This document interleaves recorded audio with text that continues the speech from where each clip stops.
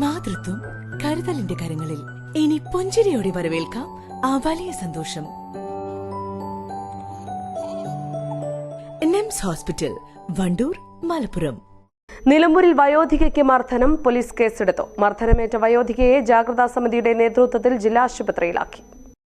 വയോധികയ്ക്ക് അയൽവാസിയിൽ നിന്ന് മർദ്ദനമേറ്റതിനെ തുടർന്ന് വാർഡ് ജാഗ്രതാ സമിതിയുടെ നേതൃത്വത്തിൽ നിലമ്പൂർ ജില്ലാ ആശുപത്രിയിൽ പ്രവേശിപ്പിച്ചു.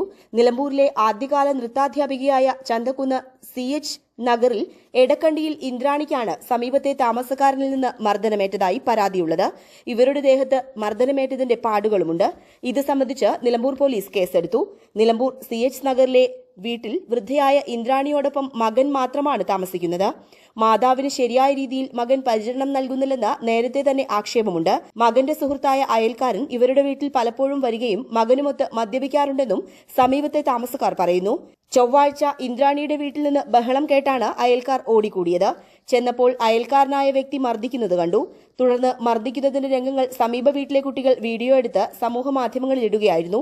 ഇതിനെ തുടർന്ന് ബുധനാഴ്ച നിലമ്പൂർ നഗരസഭാ ഉപാധ്യക്ഷ Aruma Jayakrishnan, ward councillor Rajani Ajith, CH Nagar അംഗനവാടിയിലെ worker NA Sumathi, Asha worker M Soja, ICDS സൂപ്പർവൈസർമാരായ Saleena Joseph, Nimmi Abraham, community women's facilitator P Aswathy എന്നിവരുടെ നേതൃത്വത്തിൽ ഇന്ദ്രാണിയുടെ വീട്ടിലെത്തി വനിതാ പോലീസിന്റെ സാന്നിധ്യത്തിൽ നിലമ്പൂർ ജില്ലാ ആശുപത്രിയിലേക്ക് ആക്കുകയായിരുന്നു. ഇപ്പൊ അവിടെ നമ്മള് പ്രദേശത്തെ ആളുകളോട് പറഞ്ഞപ്പോ ആ പ്രദേശത്ത് ഇപ്പോ ഈ ടീച്ചറെ ഉപദ്രവിച്ച ആളെന്ന് പറയുന്നത് സ്ഥിരം മദ്യവിൽപ്പന നടത്തുന്ന ആളും മദ്യം ഉപയോഗിക്കുന്ന ആളുമാണ്. ഇടയ്ക്കിടയ്ക്ക് ആളുകള് അവിടെ സ്ത്രീകളെയും കൊണ്ടുവരുന്ന, ടീച്ചറെ വീട്ടിലടക്കം സ്ത്രീകളെയും കൊണ്ടുവരുന്നുണ്ട്.